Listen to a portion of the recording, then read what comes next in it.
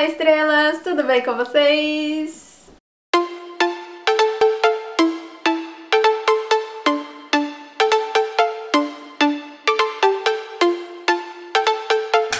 Como vocês podem ver, este vídeo já estou gravando aqui na casa da minha host fêmea. O cenário tá um pouquinho diferente. Então eu já passei por todo o processo, já fiz o treinamento, já cheguei na casa da minha host fêmea, já até me adaptei. Mas vocês querem saber quanto que eu paguei em tudo isso, não é? Então hoje eu vim falar um pouquinho sobre os meus gastos com o programa de au pair. Resolvi fazer esse vídeo para vocês que querem fazer o programa de au pair ter uma noção de mais ou menos quanto custa o programa. Lembrando que os valores aqui são pessoais, né? Tem muitas coisas que eu gastei porque eu queria ou então porque foi da minha necessidade. A necessidade vai mudar de pessoa para pessoa. Depende da agência e também o meu processo eu comecei a fazer em novembro de 2018. Eu embarquei em agosto de 2019, só que agora já estamos em 2020. Então, os valores podem ter mudado. Na verdade, com certeza mudou. Mas é só para vocês terem uma noção e já irem se preparando. Eu já adianto que eu gastei mais do que eu gostaria.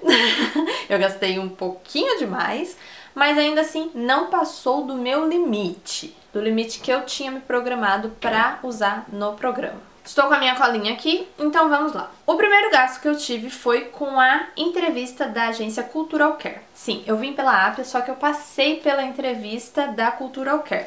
E eu paguei R$40. Apesar de eu não ter prosseguido, continuado com a Cultural Care, eu resolvi deixar esse valor anexado aqui junto porque fez parte do meu processo, né? Então eu quis incluir ele aqui nos meus gastos. Quando eu decidi fechar o programa pela Experimento, pela Apia, eu tive que pagar uma taxa para a agência Experimento, que é a responsável lá no Brasil. E foi R$795. Eu gastei R$100 com consulta médica e R$217,80 com exames médicos. Isso só foi os exames e a consulta médica que teoricamente é obrigatório pela agência. Teoricamente não, é obrigatório pela agência, só que eu acabei fazendo só isso mesmo, que é obrigatório pela agência, por conta do documento, da carta do médico. Eu não fiz nada por minha conta. Depois que eu fiz os exames com o médico, eu achei que estava tudo bem, eu não precisava fazer mais nada. Agora, uma coisa que eu estava planejando fazer e acabei vindo sem ir foi no dentista para ver o meu siso. Eu sei que não tem nada a ver com esse vídeo, mas eu gostaria de compartilhar. Para caso alguém também esteja em dúvida do que fazer. No Brasil, eu já tinha um siso que já tinha nascido e os outros já estão formados há milênios, só que eles não nascem. E quando eu cheguei aqui, eu acho que fazia um mês e pouquinho que eu estava aqui, o segundo siso começou a apontar. Era uma coisa que eu estava prevendo que poderia acontecer e por isso eu queria tirar todos os sisos, né, os 4 sisos no Brasil, porque é mais barato. Só que acabando eu enrolei, gastei demais e quando eu vi, eu já tinha que embarcar e eu não tinha ido no dentista ainda pra ver o negócio do dente do siso. E eu acabei vindo sem tirar nenhum. Como eu disse, no meu segundo mês aqui, mais ou menos, o segundo dente do siso começou a apontar e recentemente ele nasceu. Eu senti um pouco de incômodo, mas não foi nada muito grave. Uma coisa que eu estou percebendo é que ele tá entortando um pouquinho os meus dentes. Eu usei aparelho por muito tempo e a dentista falou, quando o seu dente do siso começar a aparecer, você tem que tirar, porque senão vai estragar todo o trabalho que o aparelho fez. A Fantine só enrola, não tirou nada, agora o dente do siso tá aparecendo. Ele não tá me incomodando tanto quanto eu achei que ia me incomodar, porque eu pensei que eu ia, tipo, ficar com muita dor. Mas não, ele só deu um leve incômodo e pluft, saiu. E eu ainda tenho 2 que precisam nascer. Espero que eles esperem eu voltar para o Brasil, porque eu não pretendo ir no dentista aqui. Então, no caso, né, só pra resumir, eu não fui no dentista aqui porque não foi nada grave, o meu dente só apareceu. Eu estou percebendo que tá entortando um pouco os meus dentes, né, que já tinham sido corrigidos pelo aparelho, mas também ainda não é nada que, nossa, tá estragando meu sorriso.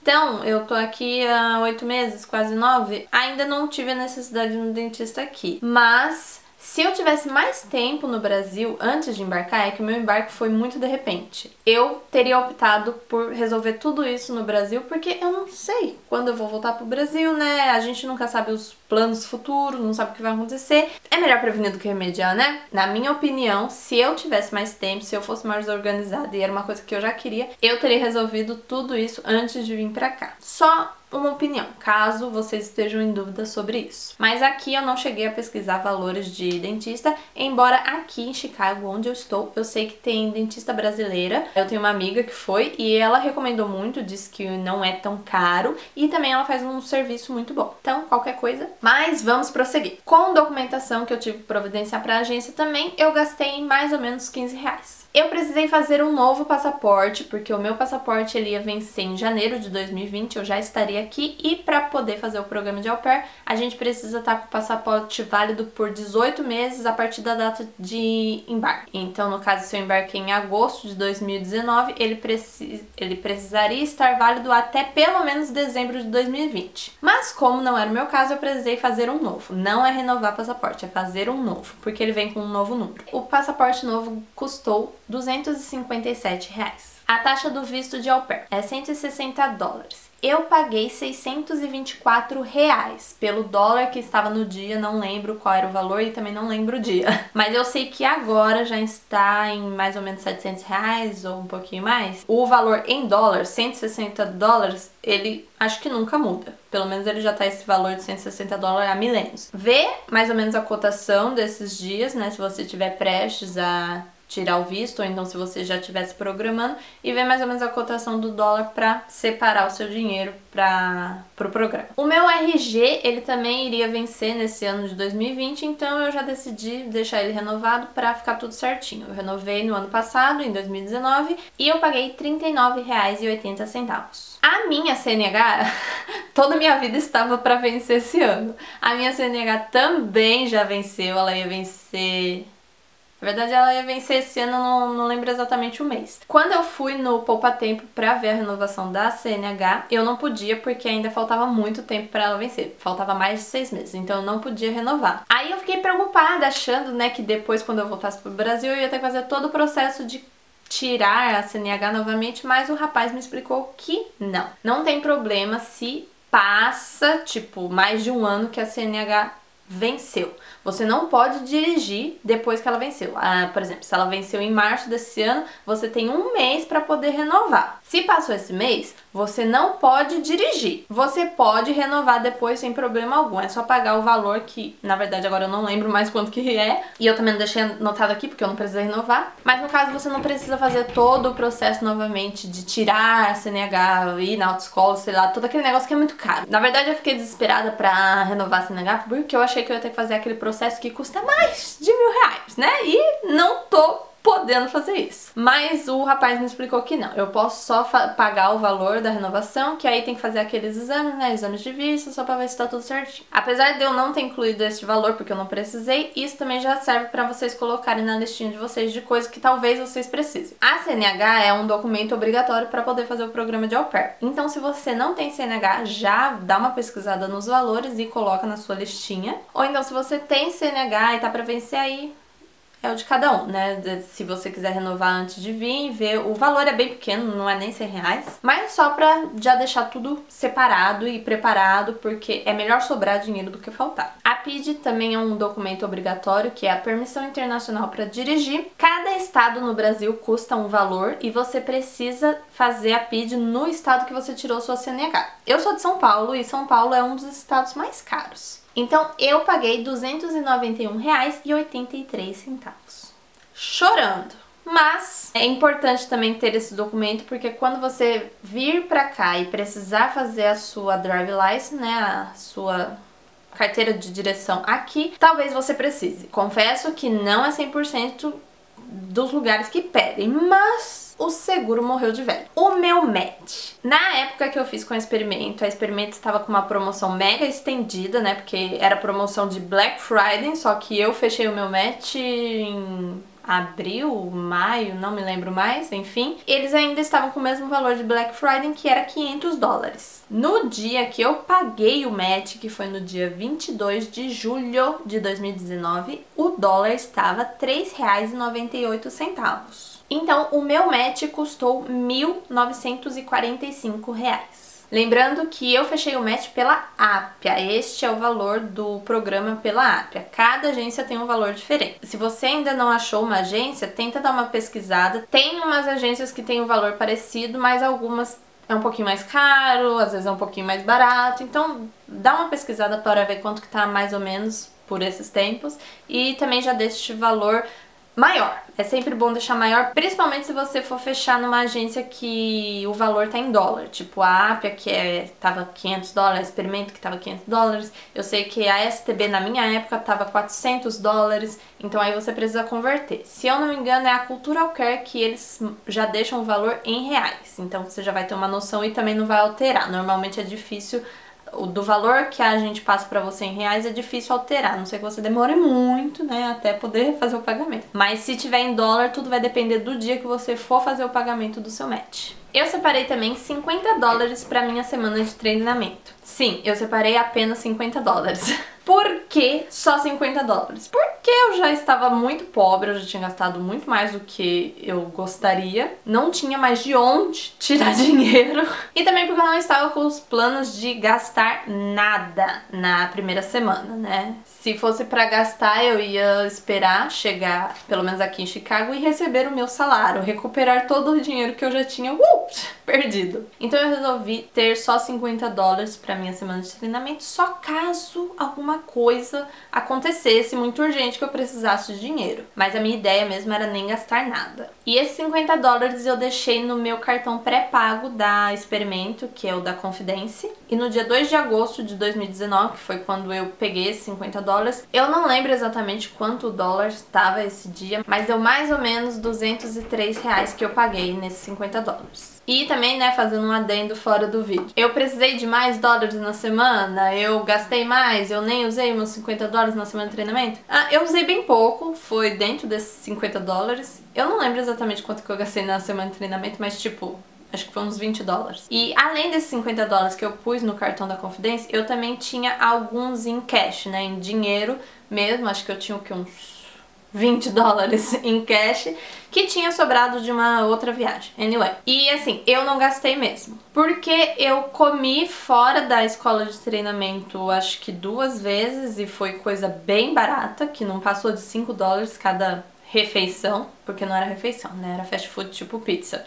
E também comprei um imã de geladeira, que é uma coisa que eu gosto de todo lugar que eu visito, eu adquiri um imã do lugar que eu fui, que foi quando a gente foi na Times Square no tour, né? Que eu ganhei pela minha família, então eu não precisei desse gasto. A gente só descobre se ganha o tour ou não quando a gente chega no treinamento. E assim, quem não ganha, eu não acho que vale a pena pagar pelo tour, porque é muito caro e é muito rápido. Não dá pra você aproveitar praticamente nada pelo valor. Não vale a pena. Se você não ganha, não paga. Eu não sei como também é nas outras agências, como que funciona a distância, né, das outras escolas de treinamento, mas se você vier pela Apia, tem como você ir por transporte público. Eu não fui, mas as meninas que estavam no treinamento comigo foram um dia antes do nosso tour oficial, elas foram andar por conta própria, porque a gente tava com tempo livre. E assim, vale muito mais a pena porque você tem o tempo que você quiser pra poder andar lá e também você vai pra onde você quiser. Pelo tour você tem que...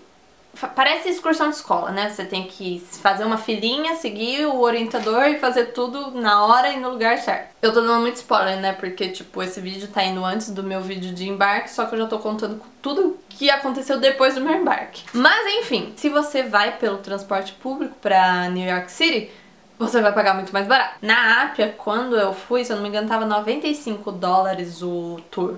Não vale a pena, gente. Não mesmo. Ainda mais a gente, né, que paga, se a gente não ganha pela Host Family, a gente paga esses $95 em reais. Em reais dá muito caro. Não vale a pena.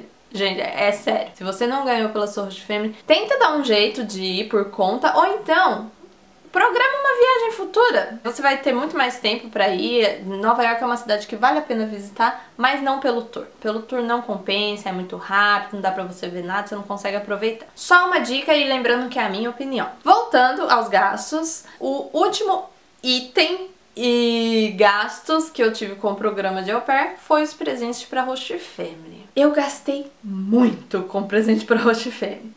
Mas por que você gastou tanto? Americano nem gasta, nem liga, nem se importa. Gente, é uma coisa que eu queria fazer. Eu gosto de presentear e fazer surpresa para os outros, por mais que eu ainda não conhecesse pessoalmente a minha host family, né? Ainda não sabia exatamente das coisas que eles gostavam.